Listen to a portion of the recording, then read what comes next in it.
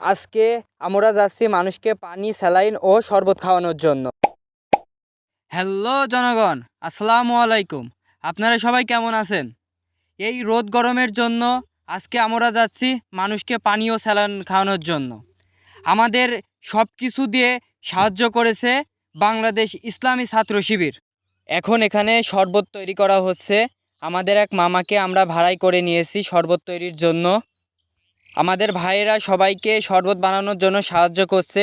এবার আমরা পানির বোতল নিয়ে যাচ্ছি মানুষকে পানি দেওয়ার জন্য। পানি এবং স্যালাইন দেওয়া হবে সবাইকে, সেজন্য নিয়ে যাওয়া হচ্ছে। সবার মধ্যে পানি এবং স্যালাইন বিতরণ করছেন বাংলাদেশ জামাত ইসলামের কুমারী ইউনিয়নের আমির সাহেব। তিনি ছাড়া আরও অনেকে আছে যারা সবার মধ্যে পানি বিলিয়ে দিচ্ছে এবং পানির সাথে খাওয়ার স্যালাইন দিচ্ছে। যে রোদ গরম পড়ছে, গরিব মানুষের সাহায্যের জন্য বাংলাদেশ জামাত ইসলাম এবং বাংলাদেশ ছাত্র শিবির এগিয়ে এসেছে। এক কথায় বলতে আমি তাদের সাথে সাহায্য করতে পেরে আমি নিজেকে ধন্য মনে করছি। আমার বন্ধু আরাফাত পানি এবং স্যালাইন বিতরণ করছে মানুষের মাঝে।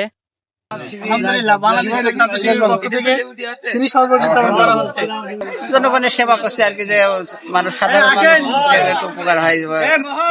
আলহামদুলিল্লাহ, শুকরিয়া। যেহেতু প্রচন্ড গরমের মধ্যে দিয়ে ইসলামী ছাত্র শিবির উদ্যোগ নিয়েছে, এই উদ্যোগটা আলহামদুলিল্লাহ শুকরিয়া আদায় করার মতো।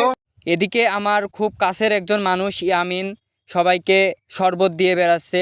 সে অনেক খাটাখাটি করছে। আমাদের অনেক সিনিয়র পার্সন আমাদের অনেক সাহায্য করছে। এদিকে আমি ভিডিও করতে করতে পরে আমিও লেগে গেলাম মানুষকে শরবত দেওয়ার জন্য।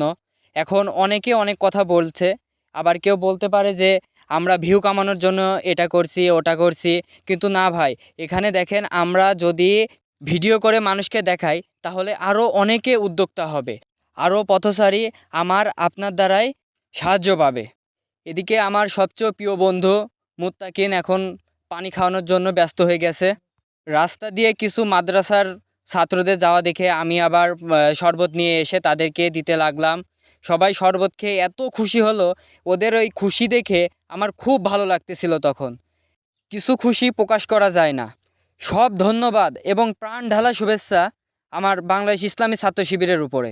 সবাই খুব তড়িঘড়ি করে সবাইকে শরবত খাওয়াতে লাগলো, কারণ আমাদের এক জায়গায় দাঁড়িয়ে থাকলে হচ্ছে না, আমাদের স্থান পরিবর্তন করতে হবে।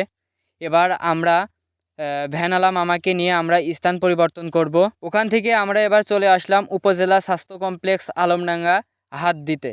এখানে এসে দেখছি শরবত শেষ, তাই সবাই আবার শরবত তৈরি করছে।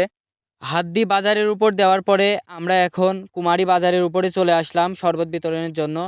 এসেই দেখছি আমাদের শ্রদ্ধেয় বকুল স্যার আমাদের আগেই এসে হাজির হয়ে গেছেন। তিনিও সবার মতো পানি, স্যালাইন ও শরবত দিচ্ছেন।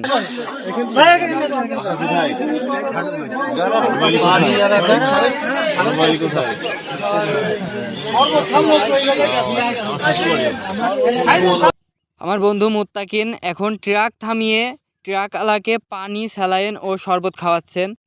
আলহামদুলিল্লাহ, আমরা সকল গাড়ি চালককে ও শ্রমজীবী মানুষকে শরবত খাওয়াতে পেরেছি।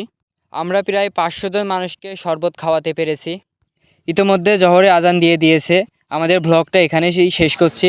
আপনারা সবাই সুস্থ থাকুন, ভালো থাকুন। ধন্যবাদ। আল্লাহ হাফেজ। আসসালামু আলাইকুম।